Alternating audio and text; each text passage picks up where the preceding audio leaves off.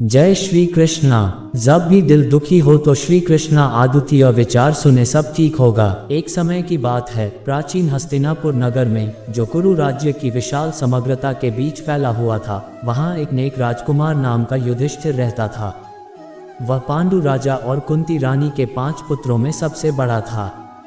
युधिष्ठिर को न्याय, सच्चाई और करुणा के मूल्यों के साथ संवर्धित किया गया था। जब वह बड़ा हो गया तो युधिष्ठिर की गुणों ने उसे उसके सभी को जानने वालों की प्रशंसा और सम्मान कमाया। उसका धर्म के प्रति अटल समर्पण उसके जीवन के हर पहलू में स्पष्ट था। चाहे वह अपने परिवार, अपने प्रजा या अपने दुश्मनों के साथ वार्ता कर रहा हो, युधिष्ठिर हमेशा सत्य, ईमानदारी और न्याय के सिद्धांतों को बनाए रखता था। हालांकि किस्मत ने युधिष्ठिर और उसके भाइयों के लिए एक अलग मार्ग तैयार किया। राजनीतिक दांव पेच और खुफिया साजिशों के चक्रव्यूह में फंसे होने के कारण वे अपने चाचे के बेटों कौरवों के साथ एक कठिन प्रतिस्पर्धा में आए। पांडव बंधुओं और कौरवों के बीच की विवाद की कठिनाई ने अविश्वसनीय ऊंचाइयों तक पहुंचाई, जिससे पूरे राज्य का भाग्य निर्धारित हो गया।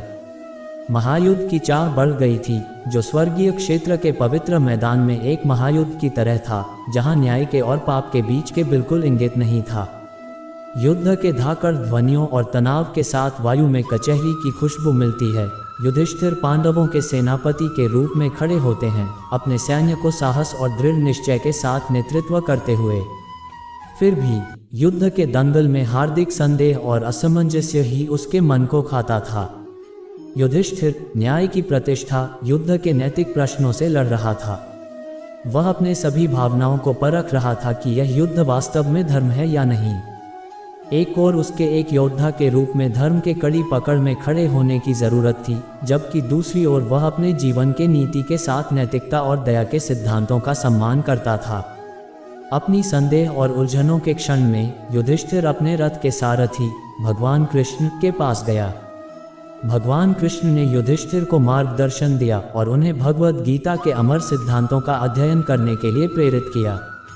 भगवद गीता के उपदेशों के माध्यम से भगवान कृष्ण ने युधिष्ठिर को धर्म का मार्ग प्रकाशित किया और उन्हें युद्ध के धार्मिक महत्व की समझ दी। भगवान कृष्ण ने युधिष्ठिर को धर्म के अद्वितीय मार्ग की समझ दिलाते हुए उन्हें प्राचीन धर्मशास्त्र का विशेष ज्ञान प्रदान किया। वह धर्म के महत्व को समझने की बात करते हुए उन्होंने युद्ध में समर्पित होने की महत्वाकांक्षा को छोड़ दिया और उन्हें समझाया कि उनका कर्तव्य है और उन्हें इसे निरंतरता के साथ पूरा करना चाहिए। भगवान कृष्ण के उपदेशों के प्रकाश में युधिष्ठिर को युद्ध में स्वीकृति और धर्म के महत्व को समझ मिला। उसने यह अनुभव किया कि उसका कर्तव्य एक योद्धा के रूप में स्वार्थ की खोज नहीं है, बल्कि सत्य और न्याय को स्थापित करने का साहस। नई उम्मीद के साथ युधिष्ठिर ने पांडव सेना के साथ युद्ध में बढ़ावा दिया, भगवद गीता के शिक्षाओं के साथ हर कदम पर खड़े होकर। चुनौतियों और बलिदान के बावजूद वह न्याय के प्रति अपने समर्पितता को बनाए रखते हुए लड़ता रहा और अपने सैनिकों को वीरता और ईमानदारी के साथ लड़ने के लिए प्रेरित करता रहा।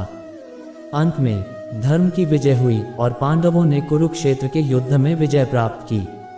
युधिष्ठिर का अटल समर्पण धर्म के प्रति और भगवद गीता के शिक्षाओं का पालन भविष्य की पीढ़ियों के लिए एक प्रेरणा स्रोत बन गया, जो अनगिनत आत्माओं को धर्म और कर्तव्य के पथ पर चलने के लिए प्रेरित किया।